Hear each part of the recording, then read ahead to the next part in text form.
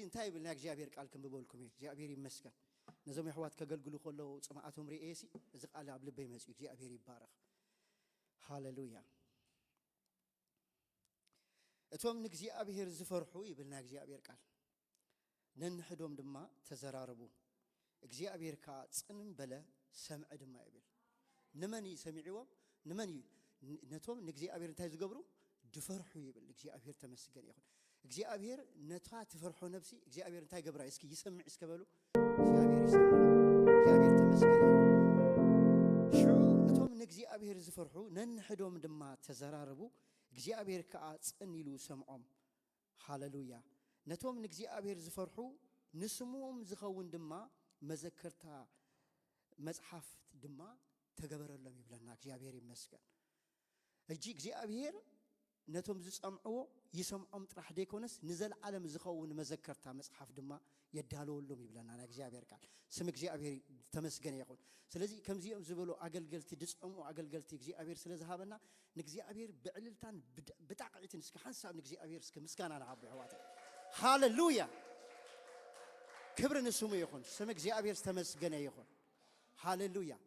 መጀመርታ ኻን ይሸይኳን ተመሰለ መወዳእታ ኻን እንታይ ከሆነ ይብልና እግዚአብሔር ቃል አቢ ዝኸውን ይብለና እግዚአብሔር ቃል መቢኒ ሸይክ መስል ይኽእል መጀመርታ ኻ ጥራሕ ሲልካ ኺድ ፍርሃት እግዚአብሔር ውሽጥኻ ያለውካ መወዳእታ ኻን እንታይ ከሆነ አቢ ከሆነ ይብልና እግዚአብሔር ቃል ጎይታ ነመስግነካለና እግዚአብሔር ክብር ንበካለና ጎይታ እስኻ በይንኻ ከቢርካ አመንጎና ንርኢ ስለዘለና አገልገልትኻውን ስለዘተሳኻ ብቅንዓት እግዚአብሔር አመንጎና ድንቅን ተአምራትን ስለዚህ ትገብር ዘለኻ አመንጎና ነመስግነካለና ክብር ድማ ንህበካለና መመልሽካ ክትቃንዮም መመልሽካ ከተዋሃዶም መመልሽካ እግዚአብሔር ወይ ንሆ ናአኻ ንምፍራሕን ናአኻ ንምግልጋልን ዘለዎም ልቢ መዲሽካ ክድርኮም ድማ ስለኦም ንጸለለና እግዚአብሔር አቦ በመዝሙር በጸሎት አመንጎና ከቢርካ ስለጸናሕካ ነመስግነካለና እጂ ድማ ንጸለለና እግዚአብሔር ከባኻ ዝኾነ ቃል በቃልካውን ክትዛረበና ክዝንነና ከተበራት አና እግዚአብሔር ትኽል እስኻ ቃልካ ጥራሕ ይጎይታ ኣብ ቅድሚ ቃልካ ድማ ንመጽአለና ኣብ ቅድሚ ቃልካ ክንመጽን ኮለናውን ጎይታ በፍርሃትን በመንቅጥቃጥን እግዚአብሔር ኣብቲ ምፍራሕን ኣብቲ መንቅጥቃጥን ዘሎ ትርከብ አምላኽ ኢኻሞ እግዚአብሔር ናአና ነቶም ንሰምዕና ነቲ ዘገልግለካን እግዚአብሔር ክትረዳአና ሎሚ ንጸልለና እግዚአብሔር ቃልካ ይከፈተልና ጎይታ እግዚአብሔር ብሽም ኢየሱስ ክርስቶስ ኣብቲ ቃልካ ተአምራት ምእንቲ ክርኢ ከም ተባሃለ እግዚአብሔር ሎሚ በኢየሱስ ክርስቶስ ስም ይጸልለኹ እግዚአብሔር ካብቲ ዝተአሰርናዮ ካብቲ ተስፋ ዝቆረጽናዮ ካብቲ እግዚአብሔር ወይ ናአኻ ከም ዝግባእ ጌርና ንሆ እግዚአብሔር ክንጎይ እንኮለና ዘተባባዓና ቃል ጎይታ ሊፍት ትገብረና እግዚአብሔር መንፈስ ክመጽእ ጸልለኹ እግዚአብሔር ንባሪያኻ ርዳእ ጎይታ ደግፎ ቡጌርካ ተዛረበና እግዚአብሔር አቦ ስለኹሉ ስለትረዳአና ካብ ንጅምር ጀሚርና ክሳን ወጽእ ከም ዘለናዮ ስለዘይንምለስ ነመስግነካለና በጎይታ በኢየሱስ ክርስቶስ ስም አሜን እግዚአብሔር ይባረክ ነው ማዕት ዘገልግለና ሐውና አገልጋለ ሞኪ ሐውናዩ ምስ መንፈስ ቅዱስ ናአኻ ንመድረኽ ይወለኹ ሞኪ ሐወይ ቅድሚት መጽየኻ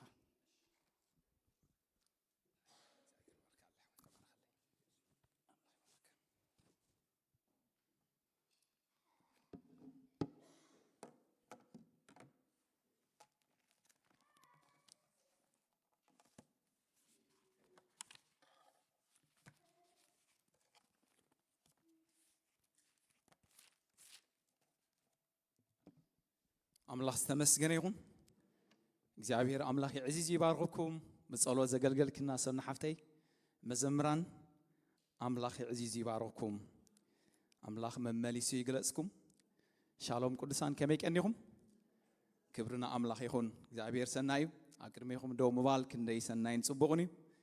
ገጽ ቅዱሳን ምርአይካ ሓጎስ እዩ አምላኽ መስገን ተኽሊት ሓወይን ኳዕ ሰላም መጻኻ አዚና ንፈትወካ ንጎይታ ንኸተገልግሎ ካብ ርሑቕ ቦታ ኣብ ማእኸልና ብምርካብካ it's a great honor እግዚአብሔር ይዕዚዝ ይባረካ መርሓወይካ እንኳዕ ብሰላም መጻኻ ከመይ ቀኒኻ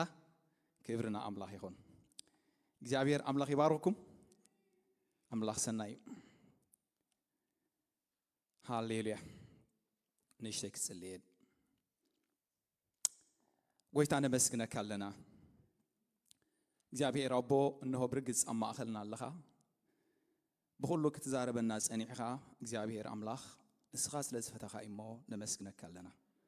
እግዚአብሔር አቦ ሕጅኻ አጸሚኢና ኢና ናባኻ መጺና እሞ كمتي بصلوت بمزمور نفسنا خطلل صنعت እግዚአብሔር አቦ ሕጂ አበቃልካ ንሁሉንትና ናክትፈትሾ ካብ ዘለና የውድቀት አልዒልካ ናባኻ ከተጠምተና እግዚአብሔር አቦ ንቃልካ ክትገልጾ በኢየሱስ ስም ጸሎኹ እግዚአብሔር አቦ ምንም ነገር ዝኾነ ነገር ይብልና ንሕና ንስኻ ክትዛረብ ግን ኣብ ቅድሜ ካለና ጎይታ እግዚአብሔር አምላኽ ትድግፍ እምበር ኣይትድገፍን ኢኻ ክትድግፈና በወድኻ በኢየሱስ ክርስቶስ ስም ይጽልልኹ እግዚአብሔር አቦ እንሆ ቅድሚ ሕዋተይን ኣብ ቅድሚ ኩሎም ቅዱሳን መጎስ كركب منفسك قبل عليك فسس እግዚአብሔር ሆይ ንኸናፍረይ ክትንክፈ ጸልኹ ስለ ሁሉ ክብርና ዓኻ ይኹን በወድኻ በኢየሱስ ስም አሜን ሃሌሉያ እግዚአብሔር አምላኽ ይባርኽኩም አምላኽ ይመስገን ላይሎም ማዓልቲ አርስና አምላኽ ሰናዩ ጎይታ ከም ዝረዳና ጽቡቕ ገል እምነት ተጋደል ይብል አምላኽ ይመስገን ክብርና አምላኽ ይኹን ጽቡቕ ገል እምነት ተጋደል እስኪ ነብጥቃኻ ዘሎ ከምዚ ይብሎ አምላኽ ይመስገን ህደም ሰዓብ ተጋደል ሓዝ ብሎ አምላኽ ይመስገን እስኪ ከምኡ ብሎ ህደም ሰዓብ ተጋደል ሓዝ ብሎ አምላኽ ይመስገን እግዚአብሔር አምላኽ ይመስገን ከንተስኢና ሞ ቃል አምላኽ ካብ እንድሕዳ ፍቃድኩም ተኾይኑ ትኽእሉ ጥራሕ ካብ ቀዳማይ ጢሞቴዎስ ምዕራፍ 6 ካብ ፍቅዲ 3 ዘሎ ከንብቤ አምላኽ ዝተመስገነ ይኹን بسم ጎይታናን መድኃኒናን ጎይታናን መድኃኒናን ኢየሱስ ክርስቶስ ከምብቤ ቀዳማይ ጢሞቴዎስ ምዕራፍ 6 ካብ ፍቅዲ 3 ሓደ እኳ ካልእ ምህሮ እንተመሃረ በቲ ጥዑይ ቃል ጎይታና ኢየሱስ ክርስቶስ በቲ አምላኽ ዘሎ ምህሮን እንተ ዘይተታሕዘ ንሱ ብኽትዕን ብዘባእ ዘረባን ሓሚሚ እምበር ሓንቲ እኳ ዘይፈልጥ ንፉሕ እዩ ካብዚ ከዓ ቅንኢ ባእሲ ጸርፊ ሕሱም ጥርጣሬ ናይቶም ሓሳቦም ዝጠፍአን ሓቅን ሰአን ሰባት ብርቱዕ ጽልእ ዝመጽእ ካብዚኣቶም ዝመሰሉ ረሓቕ እዚኣቶም ኣምልኾስ መገባብሮ ረብሓ ከም ዝኾነ እዩ ዝመስሎም ግናኸ ኣምልኾ ምስ ኣኽለን ንምባል ዓብዪ ረብሓ እዩ ማለት ናብ ዓለም ሓንቲ እኳ የምፃናን እሞ ሓንቲ ክንወስድ ኣይከኣለናን እዩ ቀለብናን ክዳንናን እንተልናስ ንሱ ይኣኽለና እቶም ክብቱሙ ዝደልዩ ግና ኣብ መፈተናን መፈንጥራን ኣብ ብዙሕ ንሰብ ናብ ምብራስን ጥፍኣትን ዘስጥሞ ናይ ዕሽነት ጉድኣትን ትምኒትን እዮም ዝወድቁ እቲ ፍቕሪ ገንዘብሲ ስር ኩሉ ክፍኣት እሞ ገሊኦም ንዕኡ እናተመጣጠሩ ካብ እምነት ዘንበሉ ናብ ርእሶም ብዙሕ ስቃይ ያምፅኡ ኣታ ናይ ኣምላኽ ሰብ ንስኻ ግና ካብዚ ህደም እሞ ደድሕሪ ጽድቂ ኣምልኾ እምነት ፍቕሪ ትዕግስቲ ህድኣት ሰዓብ ጽቡቕ ገል እምነት ተጋደል ነታ ተጸዋዕኻላ ኣብ ቅድሚ ብዙሓት ምስክር እውን ጽቡቕ ምእማን ተኣመንካላ ሂወት ዘለዓለም ሓዛ ክሳዕ ምግላጽ ጎይታና ኢየሱስ ክርስቶስ ነቲ ትእዛዝ ብዘይርስሓትን ምንቅብን ክትሕልዎ ኣብ ቅድሚቲ ንኹሉ ህያው ዝገብር ኣምላኽን ኣብ ቅድሚቲ ኣብ ጴንጤዎስ ጲላጦስ ጽቡቕ ምእማን ተኣመነ ክርስቶስ ኢየሱስ እእዘካ ኣለኹ ብግዚያቱ ዝግለጽ እቲ ብፁእ በይኑ ከዓ ስልጣን ዘለዎ ንጉስ ነገስታት ጎይታ ጎይተቱን ንሱ በይኑ ዘይመውት ሓደ ሰብ እኳ ከቶ ዘይረአዮ ክሪኤውን ዘይክእል ኣብ ዘይቅርብ ብርሃን ዝነብር ንዕኡ ክብርን ናይ ዘለዓለም ስልጣንን ይኹን ኣሜን ነቶም ኣብዛ ዓለም እዚኣ ዘለዉ ሃብታማት ከይዕበዩ በቲ ክንሕጎሰሉ ኢሉ ኩሉ ብልግሲ ዝሃበና ኣምላኽ እምበር በዛ ሓላፍ ሃብቲ ከይእሞኑ ኣዝዞም ገበርቲ ሰናይ ክኾኑ ብሰናይ ግብሪውን ክህፍትሙ ለጋሳትን መማቐልትን ክኾኑ ናይ ሓቂ ህይወት ምእንቲ ክረኽቡስ ነቲ ዝመጽእ ዘሎ ግዜ ጽቡቕ መሰረት ንርእሶም ክእክቡ ኣዝዞም ኣታ ጢሞቴዎስ ካብታ ገሊኦም ኣሚኖም ካብ እምነት ዘንቢሎም ዘለዉ ብሓሶስ ፍልጠት ተባሂሉ ዘሎ ርኹስ ሃተውተውን ክትዕን ረሓቕ ነቲ ሕድሪ ተዋሃበካ ሓልዎ ጸጋ ምሳኻ ይኹን ኣሜን እግዚአብሔር ይባርኩም ክትቁመጡ ይኹም ክብርና ኣምላኽ ይኹን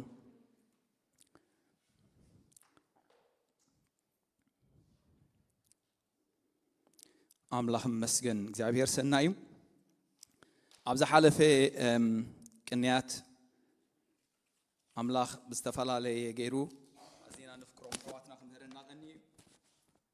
ከመዛ ሓለፈ ሰሙን ምሑር ሓወይ ሓደ ርእሲ ሒዝልና መፂኡ ነይሩ ካብ ዝዳግም ካብ 31 12 እስካብ 13 ምእንቲ ክንሰምዕን ክንመሃርን ዝብል አምላኽ ይመስገን እግዚአብሔር ከዓ ብህዱእ መንፈሱ ከመይ ገይሩ ከም ዝመሃረና ኣብ ልብናውን ከም ዝተረፈ ንሕና ምስክሪና ኣምላኽ መስገን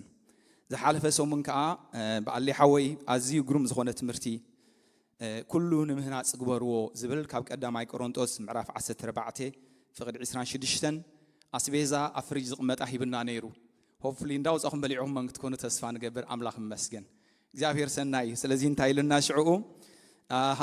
ብትሕትና ብልውሃት ብህድኣት ብፍቅርሲ እናተፃዋወርኩም ዝብል ኣምላኽ መስገን ኣነ እሱር ብጎይታ ኢሉ ኣብ ኤፌሶን 4 ምዕራፍ ካብ 1 ጀሚሩ ክሳብ 2 ይእዝዘካ ኣለኹ ዝበሎ ኣምላኽ መስገን ንዕአን ሂቡና ነይሩ ክብርና ኣምላኽ ይኹኖ እግዚአብሔር ሰናይ ኣምላኽ ይምህረና ስለዘሎ የጸናናዓናን የበርታዓናን ስለዘሎ ናኡ ክንጥምት ይድግፈና ስለዘሎ ስሙ ይተባረኽ ይኹን ክብርና ኣምላኽ ይኹን ሎሞ ከዓ ከምዚ ንሪኦ ዘለና ኣምላኽ መስገን ጽቡቕ ገል እምነት ተጋደል ኣምላኽ መስገን ስለዚ ደድሕር እንታይ ኣምላኽ መስገን ደድሕር ጽድቂ ደድሕር ኣምልኾ ደድሕር እምነት ደድሕር ፍቕሪ ደድሕር ትሕትና ደድሕር ህድኣት እንታይ ግበር ሰዓብ ኣምላኽ ዝተባረኽ ይኹን እምበኣር ተነተኩረን ሓሳባት ኣብ ቀዳማይ ጢሞቴዎስ ምዕራፍ 11 12 ዘለዎ እየን ክኾና ንዕን ደጊመ ከንብበን እሞ ናብ ሓሳበይ ከኣትየ ኣምላኽ መስገን ኣታ ናይ ኣምላኽ ሰብ ንስኻ ግና ካብዚ ህደም እሞ ደድሕሪ ጽድቂ ኣምልኾ እምነት ፍቕሪ ትዕግስቲ ህድኣት ሰዓብ ጽቡቕ ገል እምነት ተጋደል ነታ ተጸዋዕኻላ ኣብ ቅድሚ ብዙሓትን ምስክርን ጽቡቕ ምእማን ተኣመንካላ ህይወት ዘለዓለም ሓዛ ኣምላኽ ዝተመስገነ ይኹን እግዚአብሔር ኣምላኽ ይባረኽ ባር እግዚአብሔር ኣምላኽ ሎሚ እቲ ሐዋርያ ጳውሎስ ንጢሞቴዎስ ጽሓፈሉ ሎሙን ናዕና ህያዊ ክብርና ኣምላኽ ይኹን እግዚአብሔር በቃሉ ገይሩ ህያው ዝኾነ ምጽንናዕ ስለ ዝበና ማለት እዩ ስለዚ ክጅምር እንከሎ ከም ዝረኣናየሲ እንታይ ዝብሎ ዘሎ ኣታ ናይ ኣምላኽ ሰብ ኢሉ ይጀምር ኣምላኽ መስገን ኣታ ናይ ኣምላኽ ሰብ ይብሎ ኣምላኽ መስገን ስለዚ እምበኣር ኣታ ናይ ኣምላኽ ሰብ ዝብል ሓሳብ ቅድሚ ናብቲ ቀንዲ ሕመረት ናይ ሓሳብ ጽሑፍና ምእታውና እንታይ ማለት እዩ ጳውሎስ ስለምንታይ እዩ ንጢሞቴዎስ ኣታ ናይ ኣምላኽ ሰብ ኢሉ ጀሚሩ ናይ ኣምላኽ ሰብ ኢሉ ኣብ ብሉይ ኪዳን ዘቐመጦም ወይ ከዓ ዝተባሃለሎምሲ ኣለው ኣምላኽ መስገን ኤልያስ ከም ተባሂሉሎ ሙሴ ከም ተባሂሉሎ ኤልሳውን ከም ተባሂሉሎ ኣምላኽ መስገን እምበኣር ጳውሎስ ብዛዕባ ጢሞቴዎስ ሓደ ዝፈልጦ ነገር ኣለዎ ኣምላኽ ዝተመስገነ ይኹን ብዛዕባ መሪሕነቱ ዝፈልጦ ነገር ኣለዎ ንታብ ኤፌሶን ዘላ ማሕበር ጓሳ ማሕበር ከም ዝነበረ ጽሑፍ ይዛረብ ተደብዳቤው ናው ስለተጻሐፈ ክጅምር እንከሎ ግን ቅድሚ ነቱ ዘለዎ ታይትል ወይ ከዓ ዘለዎ እንታይ ዝበሃል ናይ መሪሕነት ስም መሃቡ ብዛዕባ ንሱን መንነቱን እዩ ተዛሪቡ ኣምላኽ መስገን ስለዚ ጢሞቴዎስ ከመይ ዝበለ ሰብ ኣምላኽ ተባረኽ ይኹን ኣታ ናይ ኣምላኽ ሰብ ከብሎ ዝኽኣለሲ ስለምንታይ እንተዳኢልና ኣብ ሙሉእ ሓድሽ ኪዳን ኣብ ክልተ ሓሳባት ጥራሕን ኣታ ናይ ኣምላኽ ሰብ ተባሂለን ዘሎ ሓደ እዛ ሒዝናያ ዘለና ቀዳማይ ጢሞቴዎስ 6:11 ካልኣይ ከዓ እንተዳሪእናዮ ተኮይኑ ከም ትኹልና ንፈልጦ ኣብ ካልኣይ ጢሞቴዎስ 3 ምዕራፍ ካብ 16 ክሳብ 17 ከምዚ ኢሉሎ ናይ ኣምላኽ ሰብ ኢሉሎ ኣምላኽ መስገን ስለዚ ፕሉራል እዩ እቲ ናይ ኣምላኽ ሰብ ኢሉሎ እቲ ናይ ኣምላኽ ሰብ ንሰናይ ግብሪ ዘበለ ፈጺሙ ተዳልዩ ፍጹም ምእንቲ ክኸውንሲ መንፈስ ኣምላኽ ዝነፈሶ ዘበለ ጽሑፍ ንትምህርቲ ንተግሳጽ ንምቕናዕ ንጽድቂ ዝኸውን ምእዳብ ይጠቅም እዩ ኢሉ ኣምላኽ ዝተመስገነ ይኹን እምበኣር ኣብዚ ኣታ ናይ ኣምላኽ ሰብ ኢሉሎ ኣምላኽ መስገን ስለዚ መንነት እዩ ማለት እዩ ኣታ ናይ ኣምላኽ ሰብሲ መንነት እዩ ክብርና ኣምላኽ ይኹኖ ግን ጢሞቴዎስ ኣታ ናይ ኣምላኽ ሰብ ዘበሎ እንታይ እዩ እንተዳኢልና ዘገርም ኣብዚ ኣሎ ኣብቲ ቀዳማይ ጢሞቴዎስ ሙሉእ ምዕራፋት ተዳሪእናዮ ኣው ዘገርም ኣሎ እንታይ ኢልዎ እንተዳኢልና ኣታ ጢሞቴዎስ ኢልዎ እታ ኣብ ዓባይካ ዝነበረት ላዊስ ከምኡን ኣበደኻ ኣውቄኒ ዝነበረት እምነት እንታይ ጌርካ ይኣኻ ኢልዎ ኣምላኽ መስገን ሒዝካ ይኣኻ ኢልዎ ክብርና ኣምላኽ ይኹን ስለዚ ሓደ ዝወራረስ ካብ ቤተሰብ ጸንሐ እምነት ነቲ እምነት እንታይ ዝገበሮ ሰብ እዩ ኣትሪሩ ዝሓዞ ሰብ እዩ ካልኣይ ከምዚ ኢልዎ ብእምነት ፍቱን ኢልዎ ኣምላኽ መስገን ክንገልጾ ኢና ብታሕቲ ከምኡን ፍቅዲ 3 ኣዝያ ባህ ትብለኒ ከም ነፍሱ ሓሲቡ ንብጾቱን ብንጹህ ልቢ ዝሓልን ኣገልጋልን ስለ ዝኾነ ኢሉ እምበኣር ጢሞቴዎስ እንታይ እዩ ከም ነፍሱ ሓሲቡ ንብጾቱን ብንጽህናን ልቢ ዝሓልን ኣገልጋልን ስለ ዝኾነ እዩ ካልእ ንርእሱ ዘይኮነስ ነታ ናይ ኢየሱስ ክርስቶስ ጥራሕ ዝደሊ እዩ ክብርና ኣምላኽ ይኹኖ ሓምሻይ ንወንጌልሲ ፍቱን ዓያያ ኢልዎ እምበኣር ነዚ ሰብ እዚ ኣንታ ናይ ኣምላኽ ሰብ ኢልዎ ንዚአና እኮለና እንተዳሪእናየን أبكالي تيموثاوس معرف حادي كاب سلسة سجاب حموشته إتعبا غازلا لقمي زي بالله قدم أبلاو إس عبايكا أونيك إي أديخاون زحادرت أمنت نازكركو كابا خادما كم زلا أبا خادما كم زلا تردي اللهو نبعت كذكيره بتحاجواس من أنتي كملسي كريئك أنا فوقك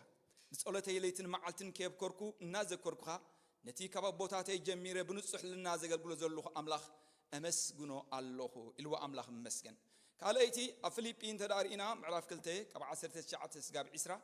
بناي الله ونتكم كم تنفسي حاسيبو بنصح لبزحلي حدو كاي باللينمو أنا بزعباتكم فليت أم أنت بحك بلني قلت فينت ميتوس كل خلكم بقويتا يسوس تسفى أجبر الله إلو أملاخ مسكن بمنتاي كم تا نفسي حاسب بنصه لبي إلو قال فيليب معرف كلت عسران حدن كلاتهم ناير أسوم يمزدليو نتنا يسوس كروسوس أيكونون جناخي ولن نبو خمسة قلقل نصو مساي نوانجل بمقلقال فتون مخانو تفولتي يخم إلوهم كبرنا أملاخ يخون انبار نزيون تاني أملاخ سب زبلو زلو أملاخ ستبارخ يخون سلازي فتوني كبرنا أملاخ يخون أب امنوتون تاي صنوعي كبرنا قويتا يخون نزخم دي زبالة سبي انبار أما جرى الشاب زنري أزلنا شديشن عسرت حدن سقيلو حالفو زي كالي انتاي لو تقادل لو أملاخ مسكن انبار ازي ذرة نجر بحريات أبي وتون دهالو وانكلو كالي خقادولو زقبو نجرات أب زوبون خقادولو زلو نجرات جن جليس لو أملاخ مسكن انبار باولوس نتميتوس كمو خبلو نعين نعهاتكم كدا زقال زي انتاي بلنا خون كبرنا أملاخ يخونو سلازي نناي أملاخ سب أبكذا يتميتوس أمبار نناي أملاخ سب زخون كم ناي أملاخ سب نبر هجيت غندسنا حساب انتايو كم ناي أملاخ سب كم يجر كاتنا بر زبل يو أمج أرشا نتينا تو حسابكم عدلو أدالي وزلو أملاخ سمسجن يخون كبرنا قوي تاخون أبزين ريو زلنا أبتا محبر أبتميتوس انتاي كم زنبري إيه زبل زلوه مراحي آخم زنبري إنه تصحفات يحبرنا يكبرنا أملاخ يخون دبدابيون حنتي كابتن نايب أسرة أبيت ما أسرت خوينو الصحافة باولوس ني منيو ني إفيسون ني كولوسي كوموني فيليبي إذا دبدابي زيون كاون تايز خونو إذا صحافة يكبرنا أملاخ يخون سلازي بمعرقو انتاي جبرن أي جمرن أبزي كري أهلنا أنت يبولون وين تهوريا إلو أي صحافولون ويكا أنت أقل قال إلو أي صحافولون إتقندي أقداسي بزعبات من الناس سلازخونه مالتيو أتانا أملاخ سب إلو زحيف الله أملاخ سب مسجن يخون ناي أملاخ سب كم زخونن مريحنة كم زنبورون انت دارينا كذا ما يتبيتو سالسي معرف بزعبو تزاري بالله توم إبسكوبسات كون زخول ندابل الزاري بالله أملاخ مسجن بار مريحنة ينيرو جن بزعبات مريحنة أكونن قدم زلوا بزعبا من النتي قدم زلوا أملاخ مسجن ندارينا بيوحنا معرف 10 الشيخ زاربين كله كم زيلو الله أنا قند ويني إيلو مساي أنت دا لجيبكم فريهم نبارك خووني له خبرنا قوي تأخذنا سلازي أقل قلوت وسيت ناي من تأيو وسيت ناي تتنبرو ناي تمسمن لجيب كيا زل خاي مسمن لجيب كال خاي إيخا وسيت ناتو تقل تخيل مالتي بار من النتي تقند أقداسي أتانا أملاخ سب إلوه خبرنا قوي تأخذنا أملاخ سب مسجن يخون مسؤول حدا حسابات الجبل بيلنا خنرينا بزعبا أب إياسو زلوا نجر إياسو عسران 4 بفضل الله كافقد 10 خلتن مس يهودا معرف حدا فقد خلتن زلوا إذا حسابات زي لومون أمسينا خنرينا خبرنا أملاخ يخون من البات أو زلوا أنا كم ببوخلله حدا حسابي رخيبلو كاب كوينات عكت ناب كوينات يهودا خايل الله أملاخ مسكن نتحسب مالتي أنت أي عكت كوينات نمسينا خيتولنا أمر أملاخ مسكن تقال تريح موصل زلك كاب تقال يوصحون يسوع كريستوس قويتاي سلازي نعون انت خنقبرينا كنريئنا نامن أبكرمي نزن 4 ويكا 5 6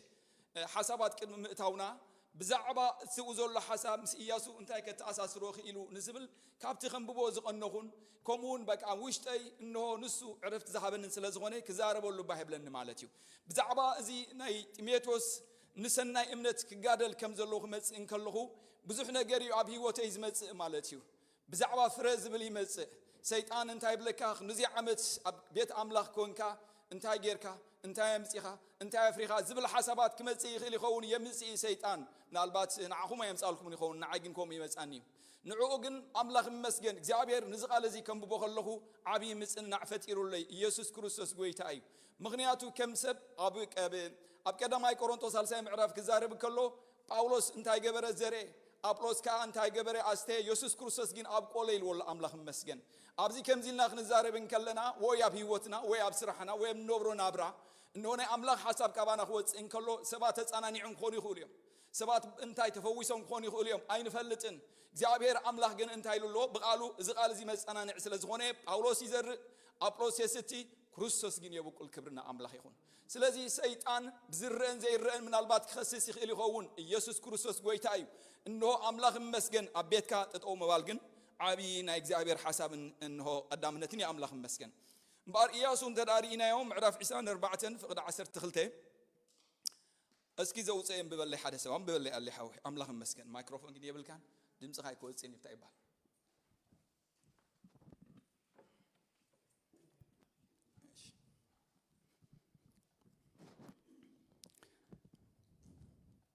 لعلي الكالجمر يا أخ إيش إياسو معرف 24 كفغدي حادد حن جمر بشم يسوس كم ببي إياسو دما نخلهم نجدات إسرائيل عب سكيم عكبهم أتوم عب بيت إسرائيل نحلاقو نفرعون نمكان انتقاء صوعهم عب كلمي أملاك كربو ኢያሱ ድማ ንብዘሎ ህዝቢ በሎ እግዚአብሔር አምላኽ እስራኤል ከምዚ ይብላሎ ካብ ጥንቲ አቦታትኩም ታራ አቦ አብርሃም አቦ ናሆርን ኣብ ክንደይ ክንየው ሩባ ይቅመጡ ነበሩ ንኻልኦት አማልክት ድማ የገልግሉ ነበሩ ነቦኹም አብርሃም ካብ ክርአን ሩባ ወሲደ ኣብ ኩሉ ምድሪ ከነአን መራሕክዎ ዘርኡ ኣብዛሕኩ ይስሐቅ ሃብክዎ ይስሐቅ ድማ ያዕቆብ ኤሳው ሃብክዎ ኤሳው ከዓ ከረን ስዒር ክርስቲ ሃብክዎ ያዕቆብ ደቁን ድማ ናብ ግብጽ ወረዱ ንሙሴና አሮንን ሊኢኸ ከዓ ንግብጽ ከም ኣብ ማእኸል ገበርክዎም ገይረ ወቃዕክዎ ድሕርቲ ድማ ኣውጻእኽዎም ነቦታትኩም ከዓ ካብ ግብጽ ኣውጻእኽዎም ናብ ባሕር ድማ በጻሕኩም እቶም ግብጻውያን ከዓ ነቦታትኩም ብሰረገላታት በፍራስ ክሳዕ ባሕሪ ኤርትራ ሰጎጎዎም ናብ እግዚአብሔር ምስተማሃለልኩም ኣብ መንጎ ግብጻውያንን ጸልማት ገበረ እቲ ባሕሪ ከዓ ናብ ልዕሊኦም ሰዲዱ ደፈኖም እቲ ንግብጽን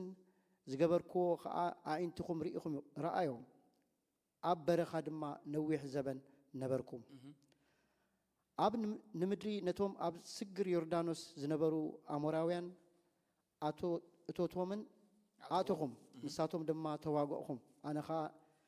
ንኣታቶም ኣብ ኢድኩም ሓብክዎም ምድሮም ድማ ወረስኩም ካብ ቅድሜኹም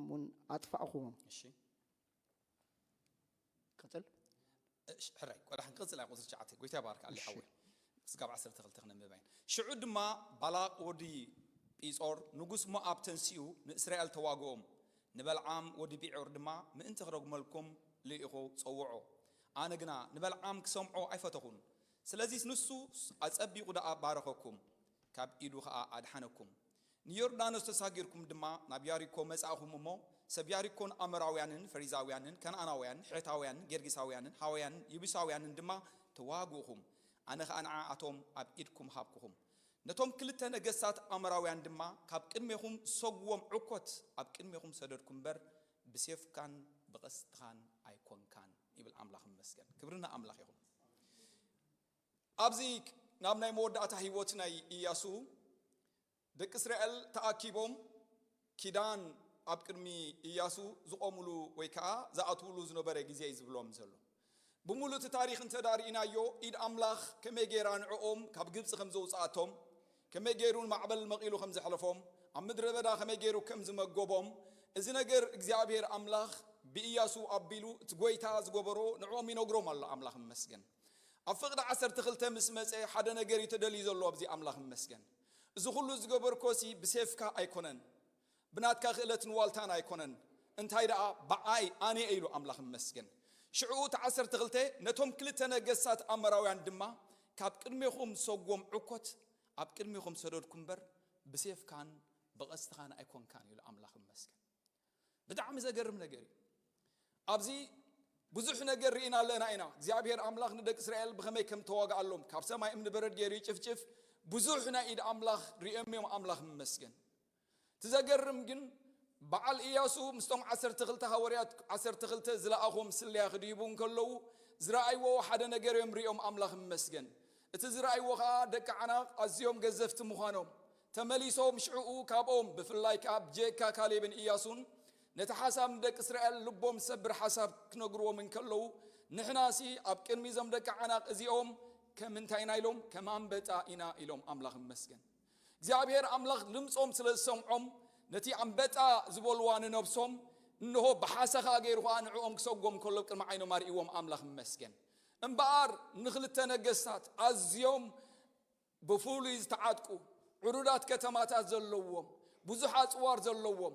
ኣብ ቅድሚኦም ሰልፊ ገጢምካ ግንካ ዕኮታት ተንሲኡ ንዕኦም ከባርሮም ዝኽእል እግዚአብሔር አምላኽ እዩ ዘለና አምላኽ መስገን ስለዚህ ኢልዎ ክብርን አምላኽ ይኹኖ ኣብ ሰይፍካን ኣይ ብኽእለትካን ኢሉ እዚ ዝብሎም ዘሎ ምኽንያት ደቂ እስራኤል ከዳልዎም ስለዚ ደለወይ ብዛዕባ እንታይ ከዳልዎም ደልዩ ዘሎ ኣብዚ ኩሉ ጉዕዞ እዚ ኣነ እንዳወፃኹ እንታይ ገይረልካ ዓየልካ ሕጂ ግን ምሳኻ ኮይነ ከዓይ ይኽብሎ ኣብ ናይ መወዳእታ ግዜ እዩ መወዳእታ እንተዳሪና ህይወት ሓሳብና ኢያሱ ስጋ መጨረሻ ምዕራፍ ኢያሱ ኸ 120 ዓመቱን እዩ ዝብላ ሓቀይ እንታይ ኮነ ኢሉ ዓረፈ ኢሉ አምላኽ መስገን ስለዚ ጌታ ኢየሱስ መን ኢያሱ ኸ እንታይ ኮነ ኢሉ ተቀብረ ኢሉ ለባ ብድሕሪኡ ናይ መን ዝቕፅል እንተዳኢልና መሳፍንቲ ዝቕፅል መሳፍንቲ ምዕራፍ 1 እንተዳሪናዮ አምላኽ መስገን ምዕራፍ 1 ፍቅዲ 2 ምበለይ ኣለ ሓወይ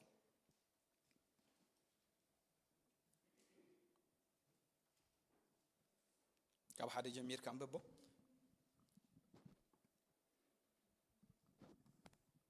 መሳፍንቲ ምዕራፍ 1 ቁጥሪ 2 ካብ 1 ጀምሮ ካብ 1 ድሕር ሞት ኢያሱ ድማ ኮነ ደቂ እስራኤል ንእግዚአብሔር ምስ ከነዓናውያን ንምውጋእ ካባና መን ቅድም ይደይብ ኢሎም ሓተትዎ እግዚአብሔር ከዓ ይሁዳ ይደይብ እነሆ ታ ምድሪ ኣብ ኢዱ ሂበየለኹ በለ አሜን ጎይታ ባርካ ስለዚህ አምላኽ መስገን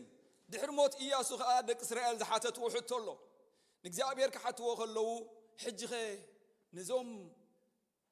ቅድሜና ዘለው ክዋግኦም ሲመን ይደይብ የሚሎሞ ስለዚህ አምላኽ መስገን ይሁዳ ኢልዎም አምላኽ መስገን እምበኣር ይሁዳ እንታዩ ሓደ ነገድ እዩ ክብርን ጎይታ ይኹን ይሁዳ ማለት ከእንታይ ማለት እዩ ምስጋና ማለት እዩ ክብርና አምላኽ ይኹን እምበኣር ሎሚ ኣነ ምሳኻ ኮይነ እንታይ ዝገብር ዝዋጋእ እታ ምድሪ ሂበካ ኣለኹ ኢልዎ ሂበካ ኣለኹ already completed ዝኾነ ነገር እዩ ዝተወደአ ነገር እዩ ግን ንስኻ እንታይ ግበር ተሰለፍ ከምቲ ናይ ትማሊ ሰልፊ ምስ መጻኻ ኣብ ቅድሜኻ ኣነ ተዋጊኤ ዝሃብኩ ኳን ዘእተኹ ኳን ሕጂ ግን ምሳኻ ኮይነ እንታይ ዝገብር ምሳኻ ኮይነ ዝዓይ ምሳኻ ኮይነ ከዓይን ከለኹ ግን ሓደ ነገር እዩ ካባኻ ዝጽበ ይሁዳ ይቀድም ምስጋና ይቀድም አምላኽ መስገን እግዚአብሔር አምላኽ ሰናይ ገል ክንጋደል ወይ ካ ሰናይ ገል ተጋደል ነታ እምነት ከሐልዋ ክብል እንከሎም በአር እቲ ኩናት እግዚአብሔር አምላኽ ዝወደዩ እዩ አምላኽ ዝዓየዩ ዕየዩ እተን ከተማታት ይበካለኹ ኢሉ ንስት አምላኽ ዝወደዩ ዕዮ ነቲ ጎይታ ዝዓየዩ ዕዮ ኣነ ንስኻን ፊዚካሊ ተጋዲልና ንምልኦ ነገር የብልናን ግን አምላኽ መስገን ክንስዕቦ ዘለና ነገራት ግን ኣሎ ክንስዕቦ ዘለና አምላኽ መስገን እምበኣር ከምዚ ኢልዎ ኣታናይ አምላኽ ሰብ ንስኻ ግና ካብዚ ህደም እሞ ደድሕሪ ጽድቂ ኣምልኾ እምነት ፍቕሪ ትዕግስቲ ህድኣት ሰዓብ ነቲ ሰናይ ተጋደሎ እምነት ተጋደል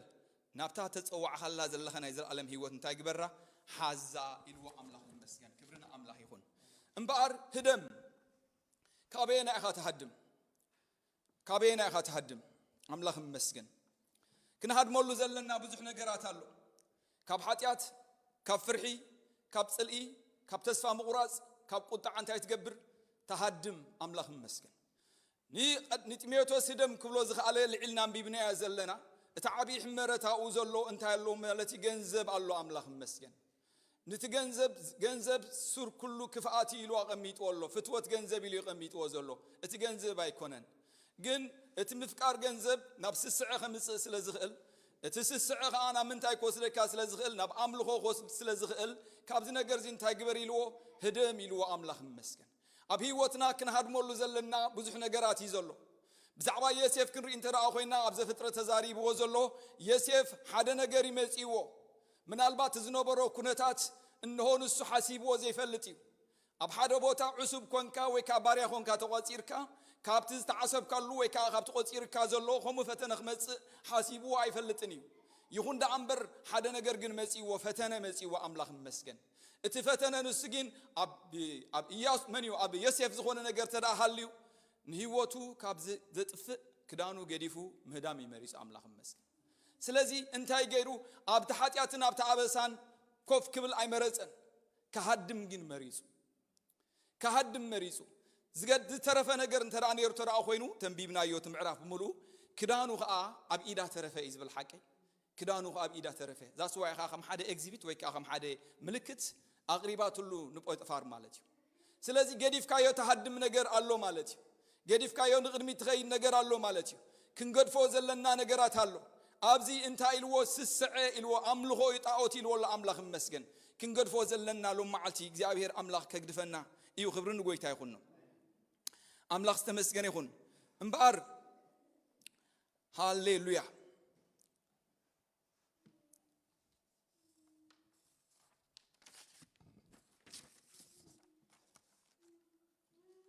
ካብዚ ህደም ሞደድ ድሕሪ ጽድቂ ኣምልኾ እምነት ፍቕሪ ህድኣት ትዕግስቲ ኣኽለን ንበል ስለዚ ካብ ሓጢያት ህደም ጽድቂ ሰዓብ ካብ ፍርሕ ህደም እምነት ሰዓብ ካብ ጽልእ ህደም ፍቕሪ ሰዓብ ካብ ተስፋ ምቁራጽ ህደም ትዕግስቲ ሰዓብ ካብ ቁጥዕ ህደም ህድኣት ሰዓብ ኣምላኽ ይመስገን ኣምላኽ ዝተባረኸ ይኹን ስለዚ ዝሰዓብ ነገር ኣሎ ዝህደም ኣሎ ህደም ሰዓብ ኢና ንብል ዘለና ኣምላኽ ይመስገን ስለምንታይ እዩ እዚ ኢሉ ዘሎ ነታ ናይ ዘለዓለም ህይወት እንታይ ግበራ ኢልዎ ሓዛ ኢልዎ ልዕሉ ወይ ካብ ታሕቲ ክዛረብ እንከሎ ብዙሓት ኢሉ ናይ እምነት መርከቦም እንታይ ኮይናቶም እያ ተሰይራቶም እያ ኢሉ እምበኣር እምነት እንታይ ይግበር እዩ ይስበር እዩ ኣብ ዕብራውያን ምዕራፍ 11 ከም ትኹልና ንፈልጦ እንተረኣኸይና ጀጋኑ ናይ እምነት ኣቦታት ኢልዎም ኣለዎ ኣምላኽ ይመስገን እዞም ጀጋኑ ናይ እምነት ኣቦታት እዚኣቶም ሓደ ነገር ብእምነት ሒዞም ዝሰዓብ እዮም ምናልባት ዝነበሮም እንታይ ዝገበሩ እዮም ዝሓደጉ እዮም ብዛዕባ ኤልሳ ክዛረብ እንከሎ ኤልሳ እሲ 12 ጸማድ ኣብዑር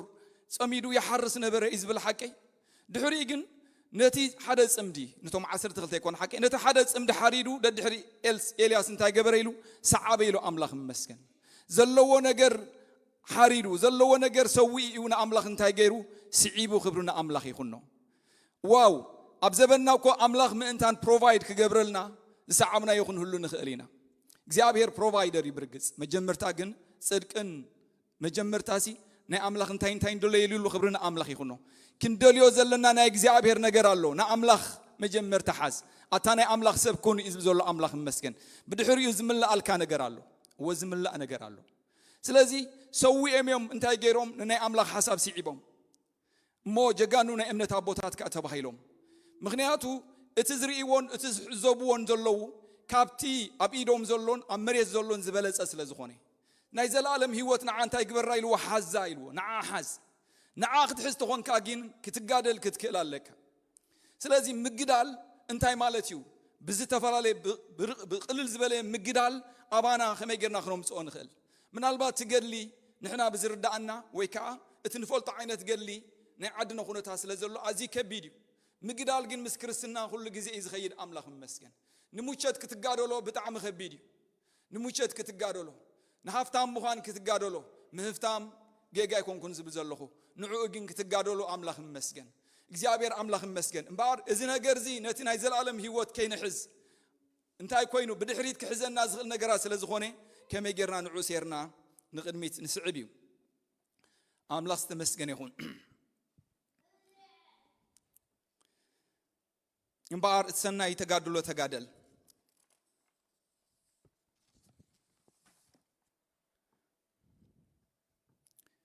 እሺ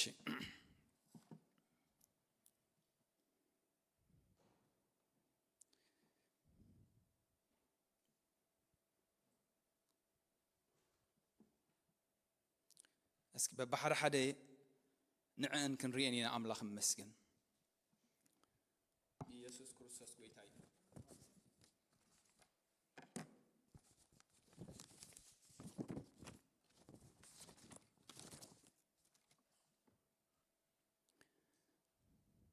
እምበኣር ህደም ካብ ነገር ረሓቕ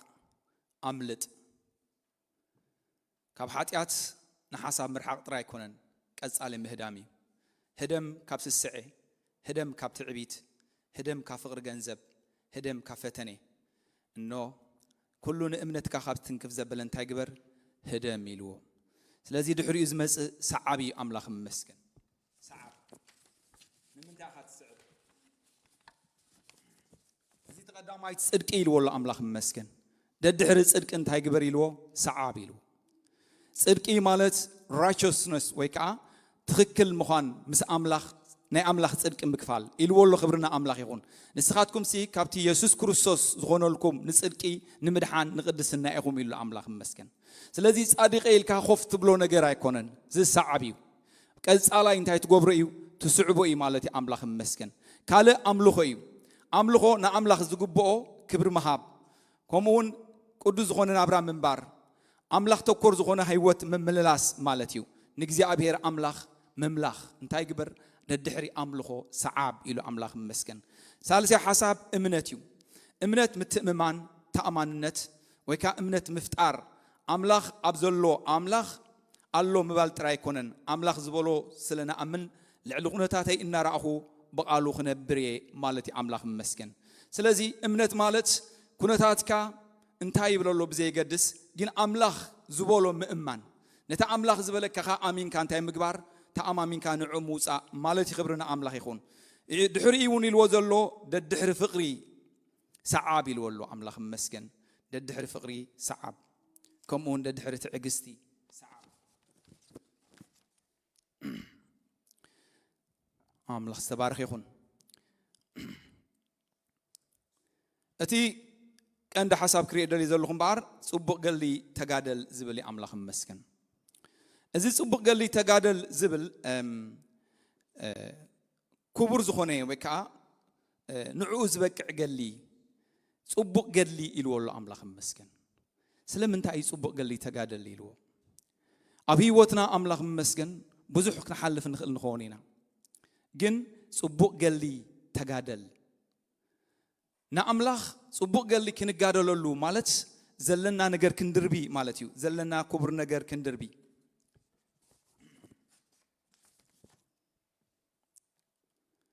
ዘለካ ክቡር ነገር ምድርባይ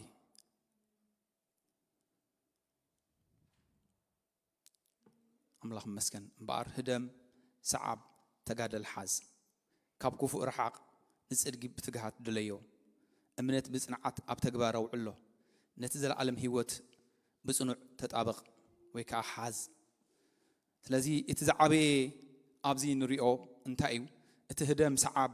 ተጋደል ሓዝ ዝብል ነገር እዚአን ጥራሕ ኣብ ልብና ክተርፋ ይደሊ ማለት እዩ ኣምላኽ መስገን ካበይ ኢና ክንሃድም ዘለና ኣምላኽ መስገን ንመን ኢና ክንስዕብ ዘለና እንታይ ኢና ክንሕዝ ዘለና ኣብ ህይወትና ስለዚ እግዚኣብሔር ኣምላኽ ሲ ተዋጋእ እዩ እየ ዝብል ዘለኹ እግዚኣብሔር ኣምላኽ ብድልየት እዩ ዝዋጋእ ኣምላኽ ዝዋጋእ ካብ ኮነ ንሕና ከዓ መሳርሕቲ ኣምላኽ ኢና ኢሉሎ ንሕና መሳርሕቲ ኣምላኽ ኢና ብዛዕባ ዳዊት ክዛረብ እንከሎ ኣብ ግብሪ ሐዋርያት ምዕራፍ 13 ፍቅሪ 36 ዳዊት ከዓ ኣብ ዘበን ህይወቱ ንኣምላኽ ኣገልጊሉ ኢሉ ኣምላኽ መስገን ዓረፈ ኢሉሎ ክብርና ኣምላኽ ይኹን ንኣምላኽ ክነገልግል ኢና ተፀዊዕና ኣብ ዘበን ብምልኡ ንድሕር ርኢናዮ ተኮይንና ሰሎሞን እውን ኣብ መክብብ ክዛረብ እንከሎ ኩሉ ነገር ርኢ እዩ ኣብ ኩሉ ነገር ተመኪሩ ምህፍታም ርእዩ ምድካይ ርእዩ ግን ኣብ ትሕቲ ፀሓይ ዘበለ ኩሉ ሲ እንታይ ኢልዎ ኣሎ ናይ ከንቱነት ከንቲ ኢሉ ኣምላኽ መስገን መጨረሻ ሽዑ ፍቅድ 10 ምዕራፍ 12 ክዛረብ እንከሎ ፍቅድ 13 ንእግዚአብሔር ምፍራሕ ግን ኢሉ ኣምላኽ መስገን እምበኣር ኩሉ ከንቱ ካብ ኮነ ሓደ ነገር ግን ኣብ ሰማያት ብጉኢድ ሰብ ዘይተሃንፀት ሰማያዊት ቤት ንጽበለና ክርስቶስ ክምለስ እዩ ካብዚ ንነብሮ ዘለና ንላዕሊ ካብዚ ንጭንቆ ዘለና ንላዕሊ ወይ ካብዚ ንሓልፎ ዘለና ንላዕሊ እግዚአብሔር ኣምላኽ ንዓይን ንዓኻትኩምን ኣንቲ ብኢድ ሰብ ዘይተሰርሐት ዘለዓለማዊት ህይወት ኣዳልዩልና ኣሎ ነዚ ዘለዓለማዊ ክብሪ እዚ ዝሓለፉ ኣቦታት እንዳረኣይዋ ተሳሊሞም እዮም ሓሊፎም ንሕና ከዓ ኣምላኽ መስገን መንፈስ ቅዱስ ይድግፈና ኣይ ካብ ድኻምና ክበርታዕና ዝኽእል መንፈስ ቅዱስ ስለ ዘሎ ሰናይ ገሊ ክንጋደል ንእምነትና ኣጽኒዕና ክንሕዞ ነዚ እምነትና እዚ ክፍትነና ዝኽእል ህይወት ናብራን ብዙሕ እዩ ዘሎ ኣምላኽ መስገን ብዓብዩ ኣብ ቤት ኣምላኽ ከይንመላለስ ዝሕዘና ብዙሕ ነገር እዩ ዘሎ ናይ ኣምላኽ ነገር ኣብ ግዜ መጽናዕቲ ባይብል ስታዲ ድዩ ኣብ ጸሎት ድዩ ኣብ ኩሉ ከይንርከብ ዝሕዘና ናብራን ህይወትን ኣሎ ነዚ ህይወት እዚ እንካ እምበኣር ጳውሎስ ብዛዕባ ጢሞቴዎስ ክምዕዶን ከሎ ሰናይ ገሊ ተጋደል ኢልዎ ግዚያኻ ክስውእ ንኣምላኽ ኢልካ ሰዋእዮ ሪዋርድ ኣለካ ናይ ዘለዓለም ህይወት ኣለካ ነታ ናይ ዘለዓለም ህይወት ክትሕዛ እንተደኣ ኮንካ ኣብ ሕጂ ትመላለሶ ዘለኻ ጉዕዞ ኣብ ቅድሚ ኣምላኽ ትጋደሎ መስዋዕት ኣሎሞ ተጋደል ኢልዎ ኣምላኽ መስገን ነታ እምነት ሕዛ ካብ እምነትና ክጉድለና ዝኽእል ብዙሕ ናብራን ህይወትን እዩ ዘሎሞ እግዚአብሔር ኣምላኽ ኣብ እምነትና ክንጸንዕ ነቲ እምነት ሒዝናዮ ንቅድሚት ክንከይድ ነታ ናይ ዘለዓለም ህይወት ብቑዓት ኮይና ክንርከብ እግዚአብሔር ይደግፈና ኣምላኽ መስገን ኣምላኽ ዝተመስገነ ይኹን ስለዚ ኣብ ትሕቲ ፀሓይ ወላ ሓድሽ ነገር የለን ኢልዎ ብዙሕ ነገር ክንርኢ ንኽእል ንኸውን ኢና ብዙሕ ነገር ኣብ ቅድሚ ዒንትና ክፍጸም ይኽእል ይኸውን እዩ ግን ናይ ኮንቲኑነት ኮንቲ ኢልዎ እዚ ብዙሕ ነገር ወይ ከዓ ጽቡቕ ነገር ተገብረሉ ሰሎሞን ጥበብ ኣምላኽ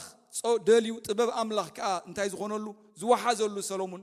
ኣብ ሓደ እዋን ግን በተን ኣህዛብ ኣብ ጥቕኡ ዝነበራ እንታይ ኮይኑ ተሳሒቡ ናይ ኣምላኽ ጣዖታት ከምልኽ ተደሪኹ ማለት እዩ ስለዚ ኣብ መጨረሻ ዘበኑ ግን እንታይ ኢሉ እዚ ኩሉ ከንቲ ኢልዎ እቲ ንኣምላኽ ምፍራሕ ግን ኢሉ ኣምላኽ መስገን ንእግዚአብሔር ምፍራሕ ንእግዚአብሔር ምስዓብ እምበኣር ንእግዚአብሔር ምፍራሕን ንእግዚአብሔር ምስዓብን ይዘልየና ኣሕዋቲ ምንም ነገር ኣታ ናይ ኣምላኽ ሰብ ተባሂልና ክንጽዋዕ እግዚአብሔር ኣምላኽ ንዓይ ንዓኻትኩም ይደልሉ እንሆ መሪሕነት ኣይኮነን መሪሕነት ጽቡቕ እዩ ወይ ከዓ ሽም ጽቡቕ እዩ ብዛዕባ ሽምን መሪሕነትን ኣይኮነን ሽምን መሪሕነትን ውጽኢት ናይ ትነብሮ ዘለኻ እዩ ስለዚ ነቲ እምነት ክንሕልዎ ኣብ እምነትና ጸኒዕና ክንጋደል ግን ቃልሎ መዓልቲ ምዕደና ሎ ኣምላኽ መስገን እምበኣር ካብ ክፉእ ረሓቕ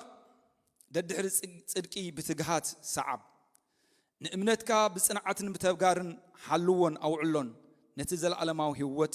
ኣጽኒዕኻ ሕዞ ኣምላኽ መስገን ስለዚ ህደም ሰዓብ ተጋደል ሓዝ ኣምላኽ መስገን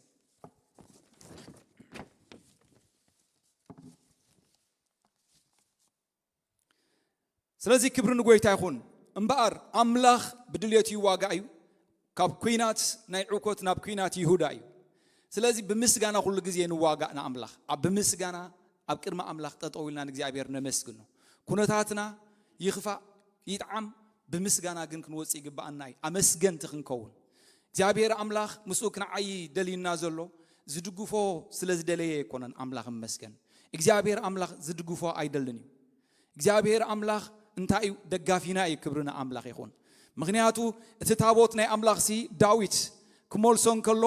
እንታይ ገይሩ ዑዛ ክድግፎ ኢሉ ቀረበ ኢሉ ኣምላኽ መስገን ንእግዚአብሔር ኣምላኽ ክትድግፎ ኣይትኽእልን ኢኻ ኣነ ንግምላኽ ክድግፎ ይክእልኒ ስኻ ክትድግፎ ይትኽእልን ኢኻ እግዚአብሔር ግን ደጋፊና እዩ ኣምላኽ መስገን ስለዚ መረፀና ምስኡ ኮይና ክነገልግል ምሳና ኮይኑ ክንዓይ መታዓይቱ ክንከውን በዓና ክሰርሕ መንፈስ ቅዱስ ኣብ ውሽጥና ክቕመጥ ግን መሪፁና ክብርና ኣምላኽ ይኹን ነው እምበኣር ኣምላኽ ባዕሉ ሓሊፉ ዝዋጋኣልና ካብ ኮነ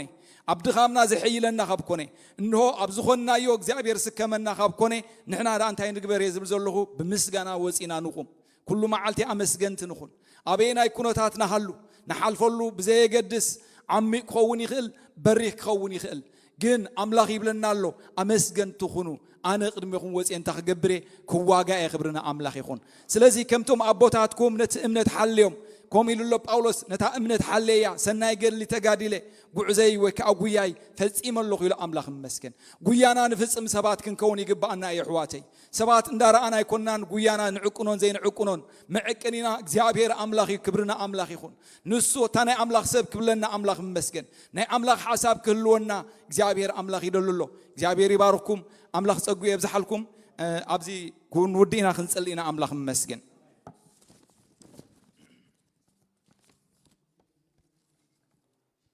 ለዚ ኣምላኽ ባረኽ ኣታ ናይ ኣምላኽ ሰብ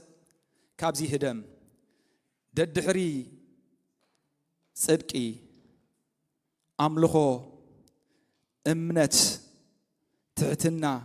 ፍቕሪ ሰዓብ ኢሉ ኣምላኽ መስገን እግዚአብሔር ኣምላኽ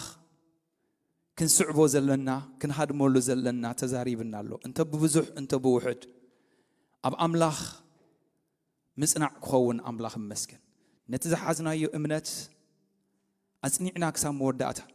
ነታ ናይ ዘለዓለም ህይወት ኣጽኒዕኻ ሓዛ ኢሉ ኣምላኽ መስገን ደግፈና እስክንበሎ ክብርና ኣምላኽ ይኹን ብዙሓት ናይ እምነት መርከቦም ተሰይራቶም እያ ገሊኦም እውን በቲ ፍልጠት ተባሂሉ ዝቁፀር ትምህርቲ ሃተውተው ትምህርቲ ስሕተትን ተጠላሊፎም ኣለው ንስኻ ግን ካብዚኣቶም እንታይ ግበር هدم أملاخ مسكن نسخاجن أنتاني أملاخ سب كاب نخلو فتوت كاب علالانستن إنه كاب ندحري زملسن زبالة كله أنتاي جبر هدم لو مبغيت هذا يسوع كريستوس أبو نسأل علنا إنه እግዚአብሔር አቦ ንደቅ እስራኤል አኔ አውጽኩም ኢልካ ሁሉ ከም ዝነገር ካዮም ነው አምላኽ በቲ ደቅ ሰባት ከሐስቦ ዘይክእሉ ብድሌት ከዓይነት ተዋጊ ኻን ታመሬት ከም ዘወረስ ካዮም አቦ ሕጅኻ ወአምላኽ ትውግእናት ካዩ ንሕና ግን እግዚአብሔር አምላኽ በምስጋና ኣብ ቅድሜኻ ንቀርብ ኣለና ኣብ ቅድሜና ዘሎ እግዚአብሔር አምላኽ ትፈልጦን እስኻኢኻ ንሕና ግን ወአምላኽ ናባኻ ክንስዕብ ደድሕሪ ጽድቅ ዘበለክ ልብና ብጽድቅ ክመልእ بإمنة وشتنا كعبي እግዚአብሔር بفقر زبلة كنت أساسرن كنحيلن إنه نبتك إيمينا زلون عايزل علم هي وتندات أمتنا خن ملالس كابزل سمعون ريون زبلك توز أنا نسأل لنا إنه እግዚአብሔር أملاخ أنا تواجع أملاخ يلك الله خمو بودخا بيسوس كريستوسم أب كل زبنا نسخا بين خاجز أنا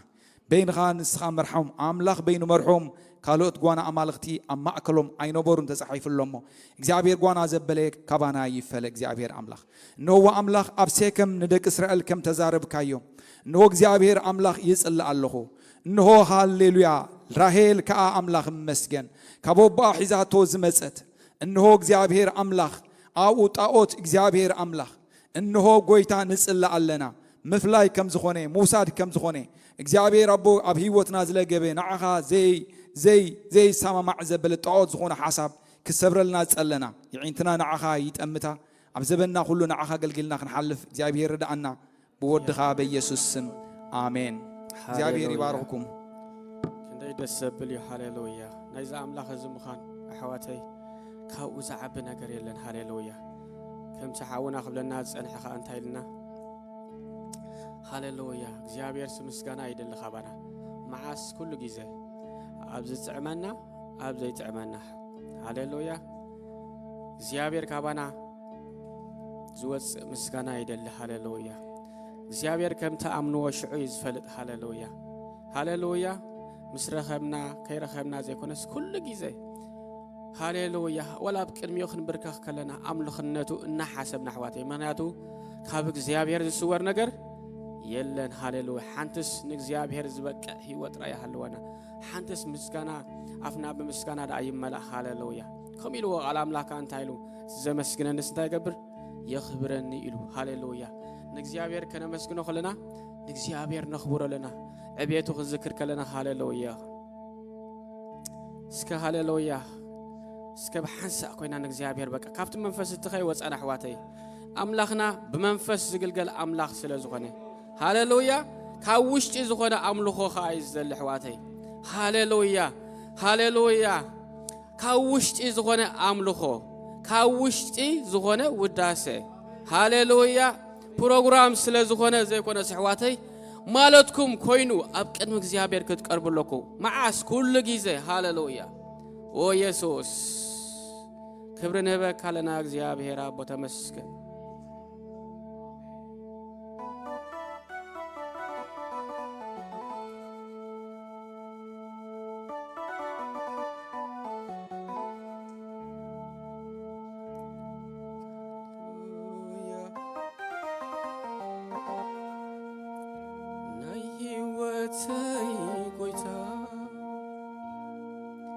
ناي هوتي مرحي ناي هوتي قويتا يسوس قويتا يسوس أملخك بارخك ودسك لعل لعل لعل أبلك هاليلويا أملخك سكدم صخم السماء هاليلويا بارخك يسوع ودسك لعل لعل لعل ناي هوتي قويتا زبل ናይ ህይወተይ ጎይታ ናይ ህይወተይ መራሒ ናይ ህይወተይ ንጉስ ጎይታ ጎይታ ኢየሱስ ካብዝ ንላዕሊ ሃሌሉያ أملخك أها بارخك يسوع ودسك لعل لعل لعل أبلك أملخك أملخك أها بارخك أبو ودسك لعل لعل أبلك ناي هيوتي ويتا ناي هيوتي مرحي ናይ ህይወተይ ንጉስ ጎይታ ኢየሱስ ጎይታ ኢየሱስ أملخك بارخك يسوع ودسك لعل لعل لعل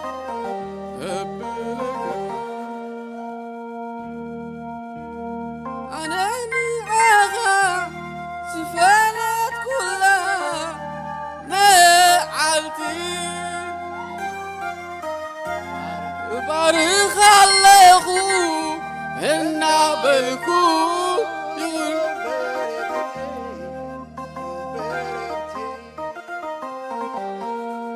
أنا العاغة سفانات كلها ما عالتي بارخ الليخو إنا بلكو تخون برختي تخون برختي أنا العاخة زفانات كلها ما عالتي بارخ الليخو إنا بلكو تخون إتانا عاقا قولت كلها وين إتانا عاقا زفالات كلها ما عالتي بارخ الليخو إنا بلكو تخور برختي تخور برختي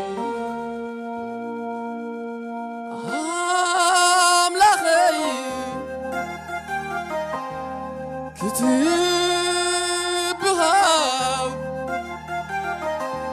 سلي زي حافركا يسوس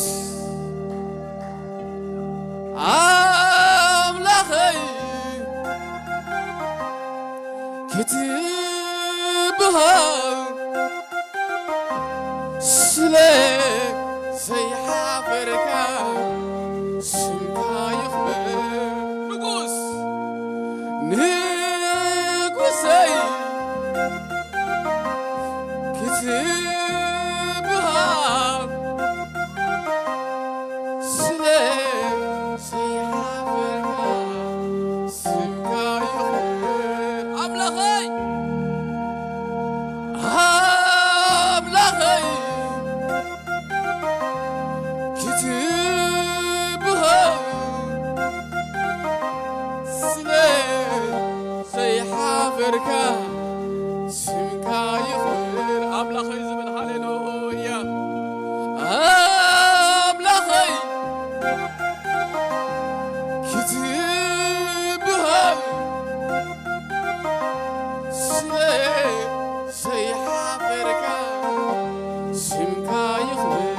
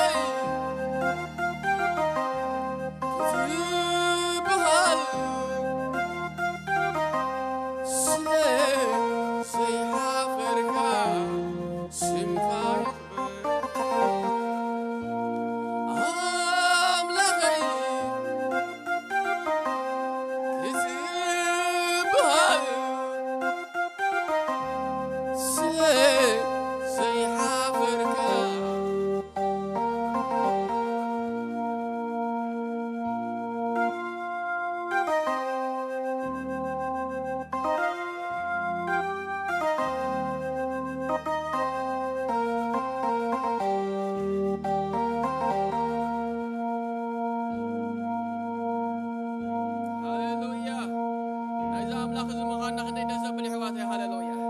ናይዚ ጎይታ እዚ ምዃንና ክንደይ ደስ ዘብል ሃሌሉያ ሃሌሉያ ናይዚ ጎይታ እዚ ምዃን ክንደይ ደስ ዘብል ሃሌሉያ